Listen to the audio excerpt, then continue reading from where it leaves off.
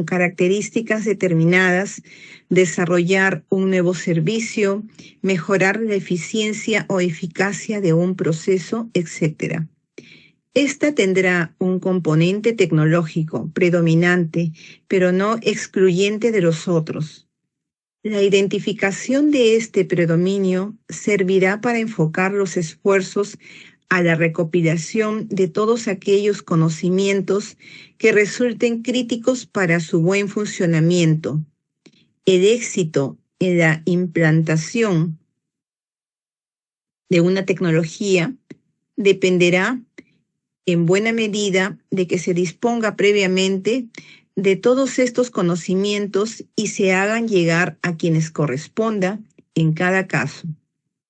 Esta Doctora, situación, doctora, sí, disculpe, no está esta compartiendo pantalla. situación, esta situación resulta particularmente necesaria para la transferencia exógena de tecnología, es decir, cuando la organización generadora de la tecnología no es la misma que hará uso de ella, siendo la transferencia de tecnología una de las actividades de gestión tecnológica importantes para la transferencia de tecnología. Se presenta un listado de los componentes que, en general, debe contener cada paquete tecnológico según su predominio, con el propósito de que estos puedan identificar e incorporar los elementos e insumos necesarios para promover y transferir exitosamente los desarrollos tecnológicos generados en sus dependencias y centros de investigación, o bien asesoren a los investigadores en el desarrollo de tecnología vinculadas a la producción. El listado debe ser adaptado o modificado de acuerdo con las características propias del área tecnológica respectiva. Gracias. A usted.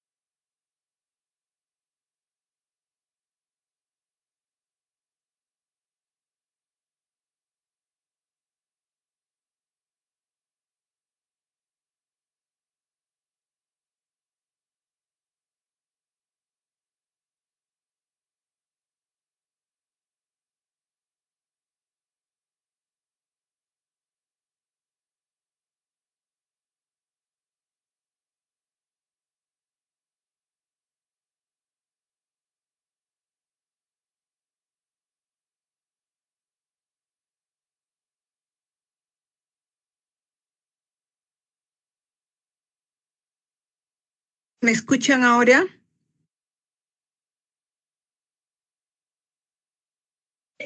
Sí, doctora, se le escucha. ¿No se me escucha con eco? No, se le escucha normal. Ok, gracias. Vamos a continuar. A ver, volumen, esto. Por favor, atentos, que es cortito. No todas las tempestades son para crear desorden en tu vida. Algunas llegan para limpiar tu camino. No te preocupes de aquello que recibes. Preocúpate de aquello que das. Todas las cosas que provienen de ti volverán a ti. Todo aquello que se hace por los hijos no se llama sacrificio, se llama amor. Si quieres volar alto, únete a las águilas y volarás. No te unas a las serpientes. Ellas no harán otra cosa que arrastrarse por lo bajo. Solo quien trabaja duramente por aquello que desea, sabe qué precio tiene aquello que posee. A veces, debes simplemente ir hacia adelante con tus fuerzas, sin la ayuda de nadie. No bajar nunca la mirada frente a ninguno, porque nadie es mejor que tú.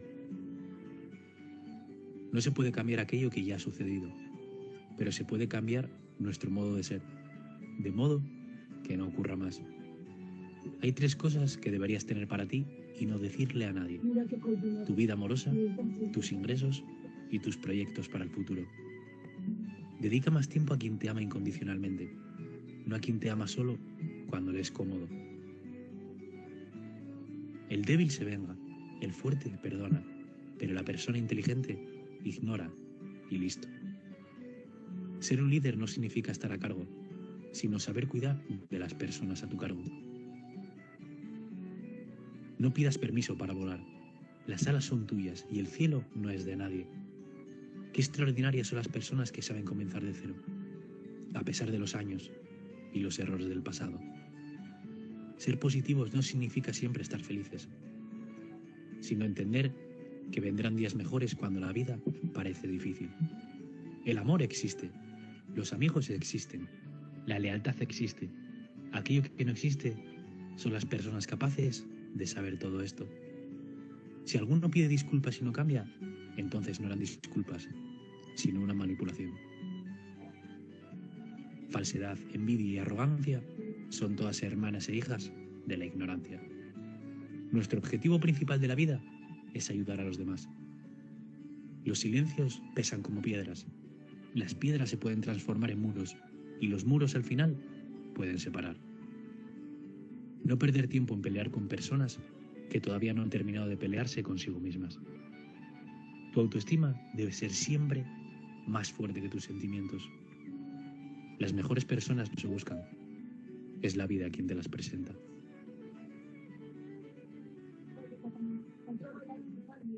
Ok, bien. Espero que hayan escuchado con atención este mensaje que les ha dado esta pequeña presentación que hemos hecho ahorita. Se escuchó todo, ¿no? ¿Sí? Sí, doctora. Perfecto, ya. Entonces, vamos a continuar con nuestra clase. Hay mucho que comentar con este vídeo también que acabamos de presentar, pero lo dejo para la reflexión de cada uno de ustedes, que es importante. Bien, ya les voy a dejar la tareita respectiva. Vamos al siguiente tema, que es este. Creo que ahora sí lo están apreciando. Ya.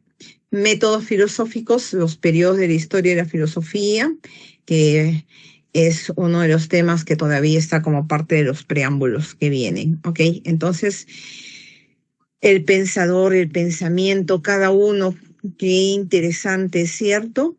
¿Cuántos de nosotros nos dedicamos a pensar, a analizar? ¿Cuántos nos dedicamos a preguntarnos la razón de nuestra existencia o simplemente dejamos que todas las cosas pasen, sigan, fluyan, o otros nos hacemos un problema con lo que se están presentando y somos parte del problema que se ha generado? a raíz de determinada situación. Cada uno sabe en qué lugar se encuentra y así nos encontrase en el punto del pensamiento como para seguir solucionando más adelante, probablemente sí, porque la vida que vamos llevando como seres humanos es una vida muy compleja, muy hermosa, como también lo han comentado hace un rato ustedes, pero necesitamos siempre preguntarnos y encontrar la razón de el porqué de todas las cosas, el porqué no solo de nuestra existencia, como lo mencionamos en la primera clase, sino también la razón por qué se sigue con todo ello, ¿no? Entonces, tenemos aquí que el primer método, que es el mayéutico dialéctico. Este es un primer método filosófico creado ¿por quién? Por el filósofo Sócrates, seguido por Platón y antes de Cristo, ¿no? En el siglo IV y V. Es una forma de descubrir la verdad que es a través del diálogo. Se descubre pregunta con respuesta, que es lo usual, lo que nosotros estamos empleando continuamente. ¿Qué color es? ¿Por qué es esto? Son preguntas bastante sencillas. Esto va a implicar la concepción de la filosofía en una forma abierta, ya sea a la historia y a la sociedad. Es una forma de pensar, porque el momento en que estamos preguntándonos nosotros algo, estamos empleando el pensamiento y como tal un método bastante sencillo. Y de esta manera, pues estamos tratando de ir descubriendo algo, descubriendo o conociendo la razón a través de una respuesta. El método físico ontológico. Aquí el ser humano se va a acercar más a la naturaleza porque quiere comprenderla. Hay una experiencia sensible que cada uno puede tener, experimentar, y esta se va a aplicar a la razón de la misma. Aquí se recibirán datos a través de qué, de los sentidos que no todas las personas van a emplear, porque algunas personas no emplean los 5 o 6 sentidos que nosotros tenemos, simplemente utilizan uno de ellos más que otro, más que los otros.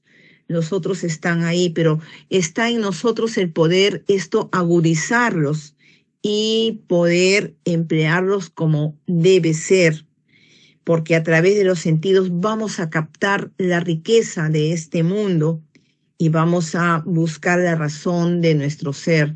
Cuando nosotros encontramos, un ejemplo muy sencillo pero diario, cuando nosotros encontramos una hermosa flor, la miramos, cuántos nos acercamos, no quiero decir que lo estén haciendo, que lo hagan más aún, si dependiendo dónde están, por favor, pero si están en sus casas, su madre, padre, hermana, abuelita, tienen alguna hermosas flores o que han regalado ahora cercano por el Día de la Madre o al padre, porque también al varón se le puede regalar flores. No sé dónde está la utopía que dicen que no, ¿por qué no? Se puede regalar, más aún en casa, cuando a veces el padre hace tantas funciones de colaborar con la madre, o cuando no hay madre, ¿no? Con más razón todavía, ¿no? Es de esos criterios absurdos que ha puesto el mismo ser humano, se ha puesto los límites, ¿no?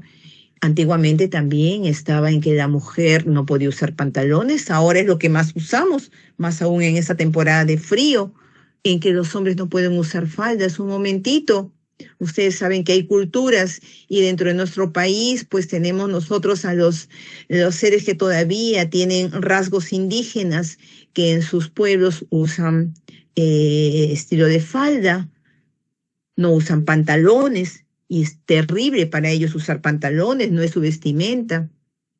Y bien, ¿no? Estamos hablando de nuestro país, pero también saben ustedes que existen otros países en Europa, África, y que utilizan, pero simplemente pues ahí viene lo que es la moda. Bueno, me estaba alejando un poco, pero lo que yo iba era a los sentidos, ¿no? Cuando empleamos el sentido de la visión, no lo combinamos con otros, no complementamos y no descubrimos mayores características de determinado elemento que estamos viendo. Por ejemplo, una hermosa flor que podamos apreciar dentro de casa y podamos tener, o como varones dicen, no, lo miran y lo dejan ahí. A algunos les puede llamar la atención, el que es más curioso, digamos, quiere descubrir algo, se acerca a digamos, un ramo de rosas que han regalado, no solamente la mira, sino la toca y siente el aroma que emana esa flor tan bella. O alguna otra flor, ¿no? No solamente rosas, la que regalen, la que tengan, etcétera, ¿no? ¿Por qué solo un sentido, el sentido de la visión? ¿Por qué no emplear el sentido del olfato, del tacto, para percibir la delicadeza que que tienen las flores, por ejemplo, ¿no?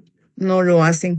O también el dolor que puede ocasionarnos cuando estamos tocando sin darnos cuenta el tallo de una rosa, cuando nos pinchamos con una de las rosas estas verdaderas, o un príncipe negro que nos obsequian, ¿no? Un príncipe negro verdadero pues tiene el tallo largo y está con espinas ahí, ¿no? Que es parte de su naturaleza. Y si no, y podemos apreciar todo ello porque nuestro tacto nos ayuda a sentir dentro de la suavidad de los pétalos como del contorno que tiene el tallo que podemos tener a la mano. Entonces, aquí nosotros estamos empleando los sentidos para poder definir algo de este pequeño, hermoso elemento a través de los sentidos. Por eso es que aquí es el método físico ontológico. El método racionalismo. Aquí tenemos que es un método deductivo de general a particular y se puede aplicar en todo. Implica confianza absoluta en la razón. Esta es la única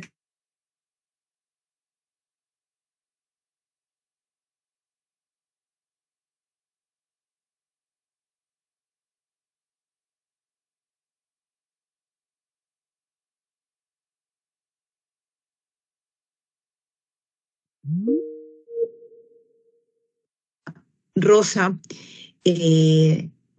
Podemos deducir de que viene de un hermoso jardín, el cual ha sido bien alimentado, bien cultivado, abonado, etcétera. Son deducciones que nosotros podemos tener, y si comparamos con otra de pétalos gruesos, bastante suaves, pero gruesos, el tallo grueso, firme, fuerte.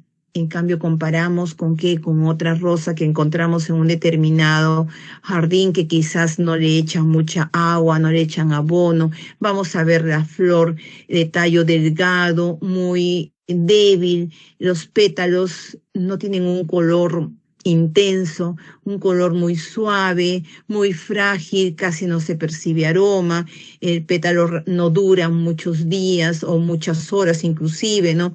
Dependiendo. Entonces podemos deducir, haciendo una comparación, esta rosa hermosa viene de un jardín bien cuidado, un jardín hasta vitaminizado, porque se le protege, se le alimenta de esta forma a la tierra en la cual van a ser, mientras que la otra quizás ni siquiera le echan ni agua, siquiera menos le van a echar un buen abono. Entonces, este es el método del racionalismo. El método empirista.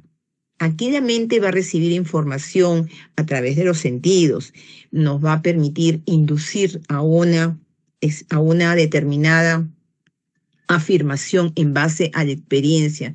Muchas veces se desconfía de la razón y se da importancia a la imaginación y a los sentimientos. Este método empirista se va a relacionar con el desarrollo de la ciencia moderna.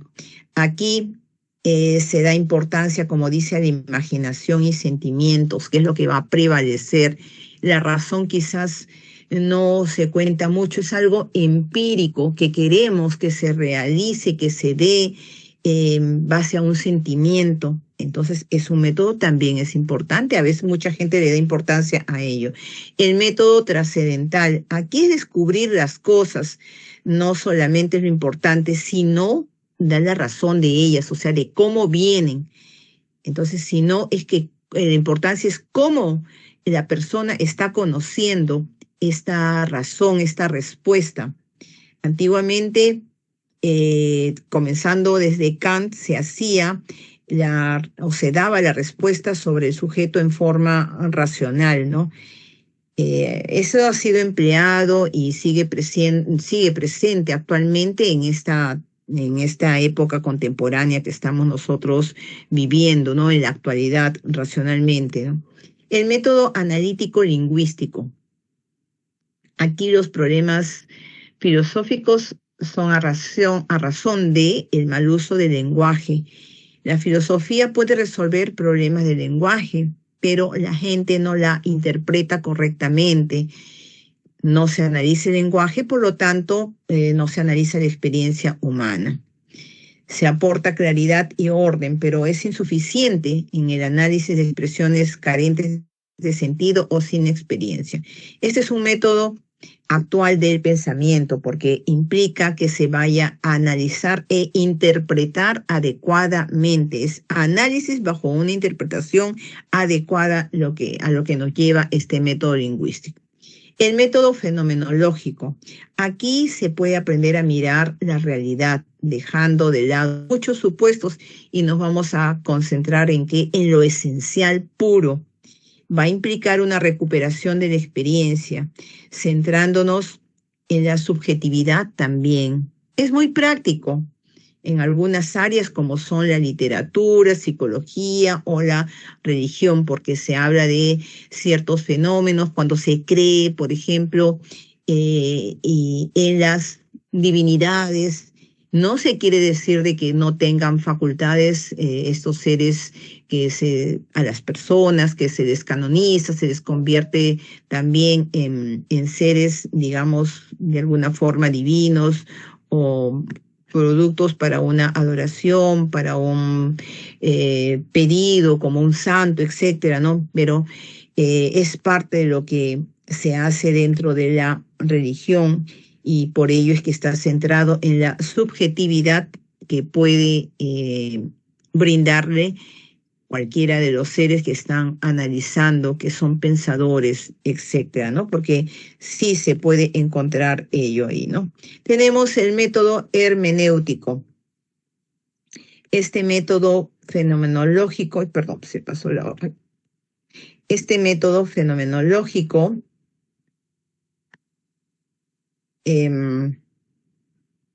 se va a transformar el método fenomenológico, dando importancia a nuestra cultura. Aquí hay una atención prioritaria a la dimensión lingüística del hombre, o sea, todo el lenguaje del hombre. Aquí están los pensadores del método hermenéutico, ¿no? Aquí se va a alcanzar la experiencia que va a ir el lenguaje. Recordemos o tengamos en cuenta que gran parte de la filosofía actual es hermenéutica, aunque hay pues algunas variaciones dentro de esto, ¿no? Tenemos acá como representantes a Nietzsche en el siglo XIX, a Heidegger, a Ricoeur en el siglo XX. Son los representantes de este método hermenéutico. Bueno, la filosofía y la vida cotidiana, ¿no?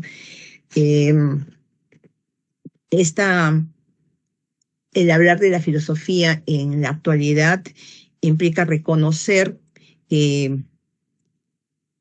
hay actualmente mayor fuerza en relación a lo que vivíamos anteriormente.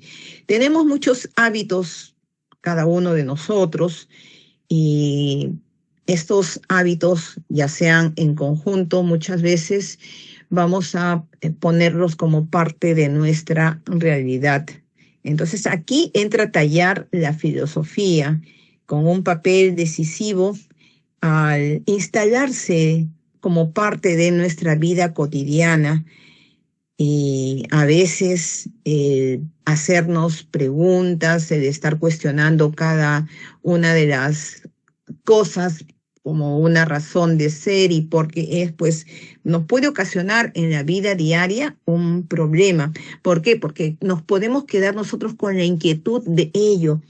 ¿Qué es? ¿Por qué es? ¿Por qué sucedió esto? Por ejemplo, en algunos sitios habrán podido disfrutar ayer del fenómeno de unos rayos luminosos que se han dado, me han comentado el día de hoy, un familiar mío me mencionó lo que había sucedido a la 1 de la mañana, dependiendo del lugar donde se encontrase, porque ella tiene un campo bastante abierto en relación a su domicilio y lo que tiene al frente tiene parques, o sea, tiene un sitio bastante amplio, como no es un descampado, sí son parques grandes que permite que cuando hay alguna situación luminosa pueda recibirlo, ¿no?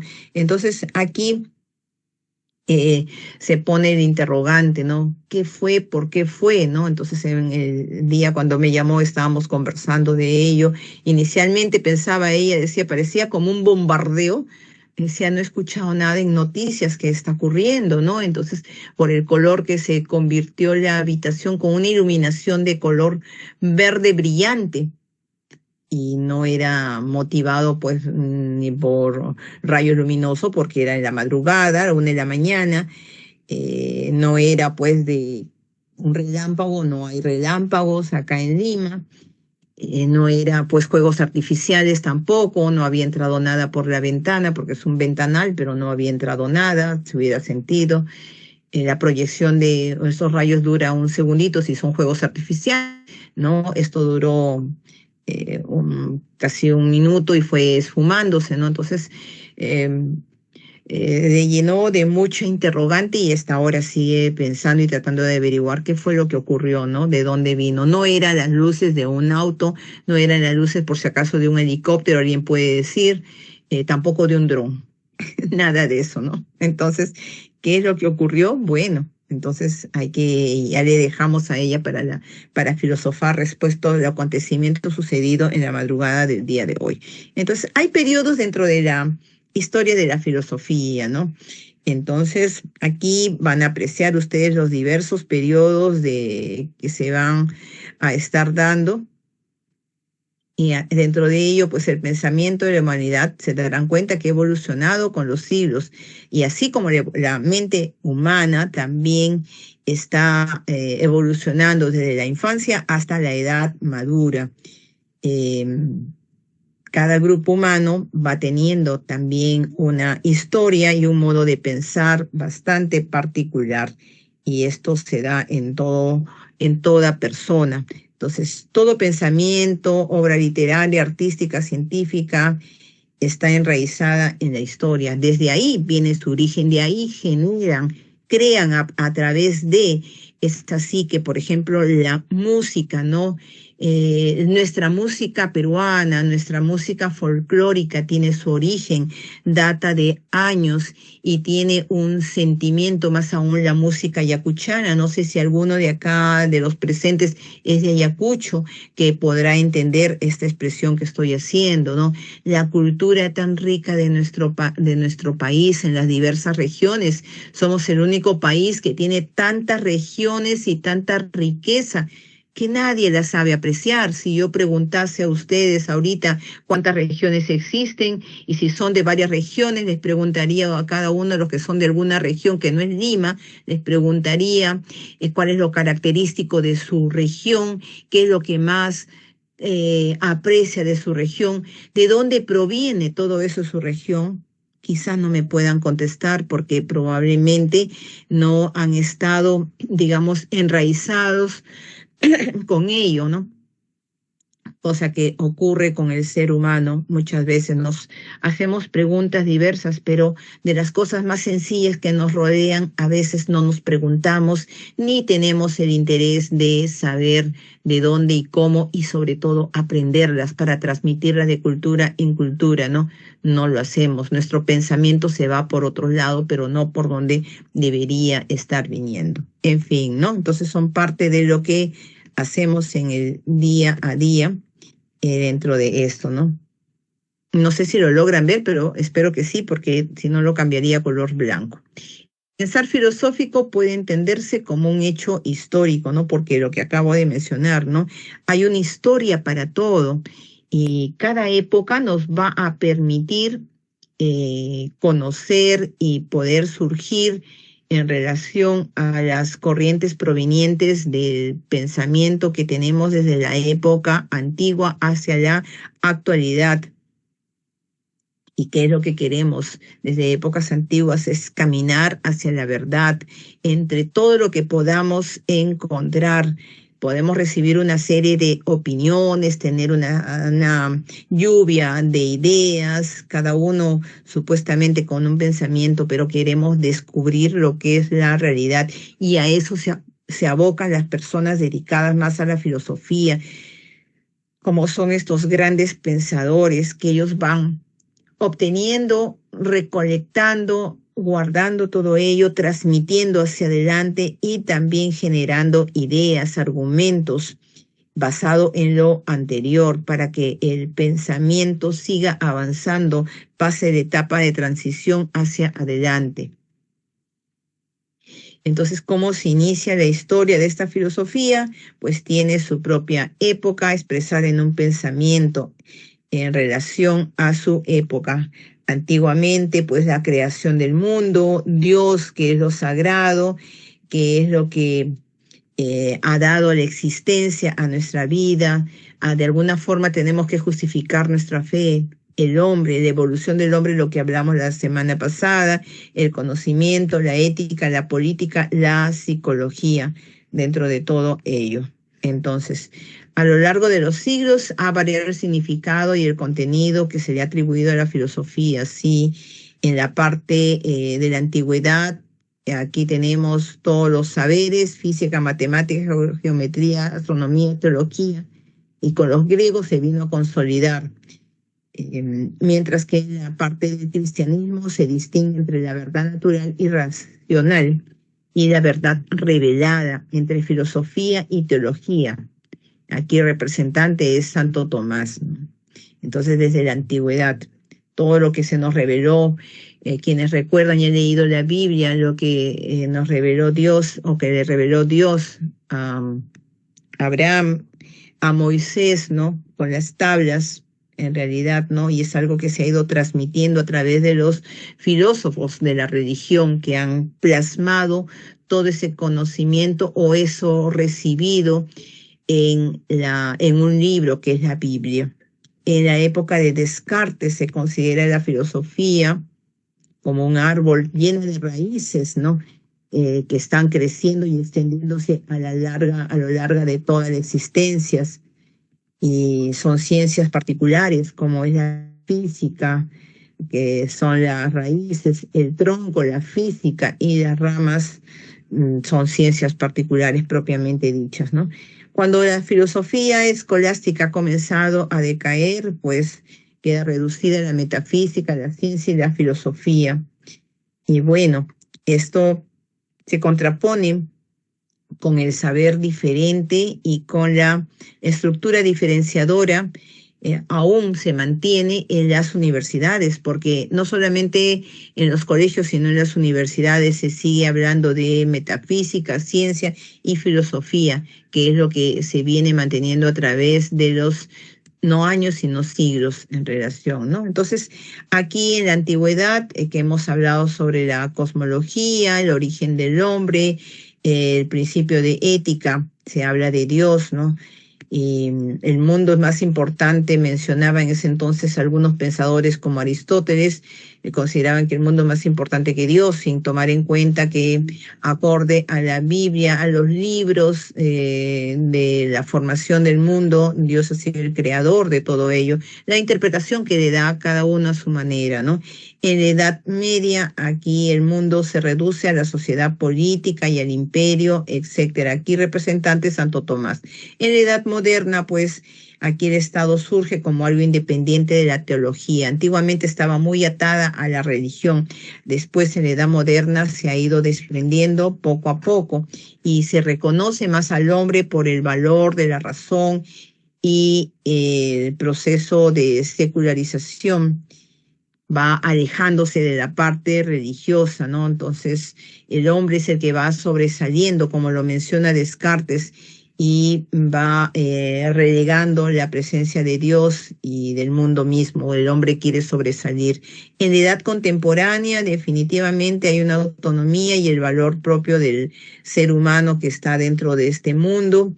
El hombre tiene derechos inalienables basados en el valor e igualdad con sus semejantes. La Iglesia se independizó del Estado en algunos países occidentales. Y bueno, aquí la ciencia parece que va a predominar sobre el hombre y para esto hay diversos autores que van a mantener esa situación. Entonces aquí tenemos la filosofía antigua, la escuela, como pueden apreciar, de las presocráticos, sofística, platonismo, epicureísmo y neoplatonismo, los representantes de cada uno de ellos y la contribución que ha dado cada uno de ellos en su época con su representante filósofo. Tenemos aquí que desde la antigüedad, miren todos los filósofos que hemos tenido desde antes de Cristo. Dentro de ellos tenemos a Hiparcula, a Aristóteles, Hipatía de Alejandría, a Platón, a Demócrito de Abdera. Seguimos teniendo a Sócrates, a Aspasia de Mileto, Pitágoras y a Tales de Mileto, que seguramente por la historia y la Biblia o algunas películas de la Biblia os han escuchado, ¿no? Bien. A nivel de filosofía medieval se caracteriza por la relación que tiene que ver con la fe y la razón, ya más asociada a la parte de la religión.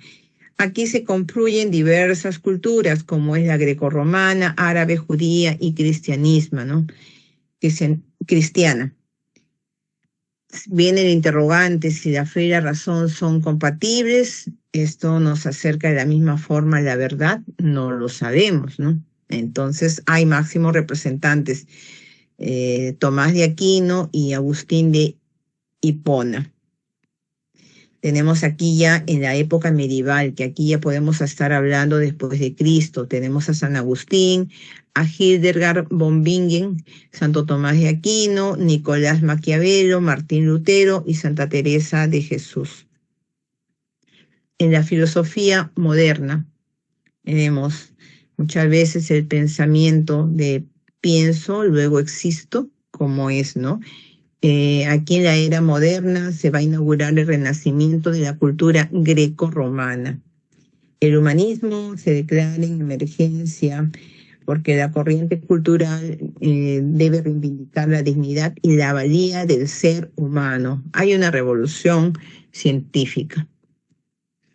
En la época de la modernidad tenemos a René Descartes, a Sor Juana Inés de la Cruz, George Wilhelm Friedrich, Immanuel Kant, Mary Wollstonecraft, Germain de Staël, en la parte de la modernidad.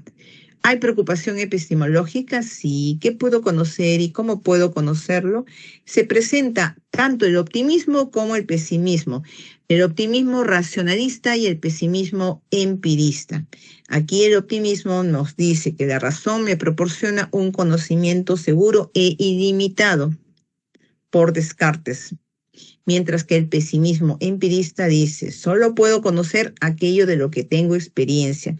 La razón está limitada por los sentidos. Aquí es lo contrario, uno con otro. En la filosofía contemporánea se hace mención que si aquí la actitud de denuncia y de sospecha que se puede tener en relación a los acontecimientos. Entonces, esta actitud es parte de las corrientes filosóficas del siglo XIX, el narcisismo, el psicoanálisis de Freud y el irracionalismo de Nietzsche.